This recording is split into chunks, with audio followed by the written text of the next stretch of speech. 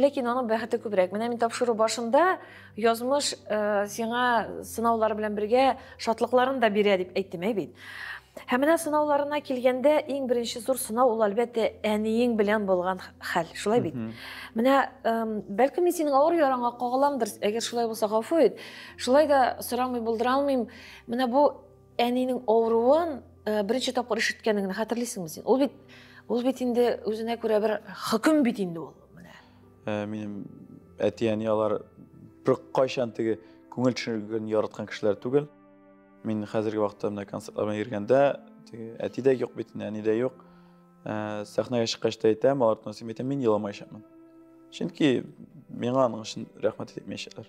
Әни белән хәтерлим әлбәттә. Хәтерлим, Балтач районында юбилейга кайттык, балалары безне бүләк итеп кайтарттылар. Минем Зәңгәр чәчәк дигән әнигә багышланган җыр бар иде. Махсус шушы җырлар кайтарттылар. Шушы җырны җырлар алдында миңа әйттеләр, әни дә шундый шигырь икән. Алсу әлдә әйтә, ничек син җырлап чыккансың, мин хәтерләмим ди, белмим ди. Ел теге ничектер теге шок халәтендә булган әйбер. Без бит инде шундай әйбер теге итәбез. Всё, бу әйбер булды икән, димәк, всё. Бетте дигән әйбер бит. Теге бар икән менә тапшыру караучылардан да андый әйберләр бар икән, бары тик керәшергә кирәк. Ел вакытта әлбәттә инде ул теге ничектер мин бөтенләй икенче әйбергә киттем. Мин ул бәйрәм дә калмады, ни дә калмады. Без иш туган, бер белән шалтыратыша башладык. Алсу әйтә, дөрес түгелдер ул ди.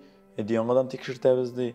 Әйтәм, әйдә башка җиргә бардырабыз, башка җир ышанасы килми бит инде. Әлбәттә. Ул ышанасы килми, эшләп йөргән җирдән теге әле аны үзен мәктәптән укытучылар мәҗбүр җибәрделәр. Ва менә шунда минем шундый нәрсәләр бар әле дип бар тиз генә дип ул үзе дә барасы түгел кеше бит әле. Ул бит инде авыл кешесе бигрәк тә эшкә иткән, эшен ташларга ярамый, малларын ташларга ярамый, шундай белән запрограммироваться иткән дип әйтәсең, Фәүшат әйткәндә. Үзләрен бөтенләй карамыйлар. Аннан соң без йөри башладык. Һәм без хәтерлим әти белән чыктык, шушы больницадан чыккач, бераз вакыттан соң инде без урамда сөйләштек, әйттек, әйтәм, без сине, әйтәм, по-любому ишетәчәкбез әнигә. Әти дә шул вакытта җылап, әни дә инде теге ул юк булмый, әйдә китәбез, чөнки безгә соңгы стадия куйдылар. 4нче стадия булмый, кайтыгыз диделәр. Ләкин без 7 ел шушыны белгәннән соң да 7 ел яшәттек. 7 ел көрәштек. Бармаган җиребез калмады. Инде теге бар әйберне сатып бетердек. Машиналар нәрсә сата алдык, без башын саттык. Шетелгә дә җибәргә дә, дарулар да алып кайтырга. Анда бер дару 300 мең тора иде. Кадату. Башкасын яшәттек. Бар ничек кенә булса да, әле без 7 ел тумаган аныкларын күрергә ничектер вакытын узайта алдык дип әйтәсем килә. Шуңа күрә нинди генә нәрсә куйсалар да, ул үзе дә кишле. Кеше ул яшәде, мин булмасам, авылга аныкларым ким янына кайтачак. Аның башында шушы булды. Һәр вакытта да мин булмасам, авылга ким янына кайтачак. Барбы әтигез мин пешергән кебек пешерә алмаячак.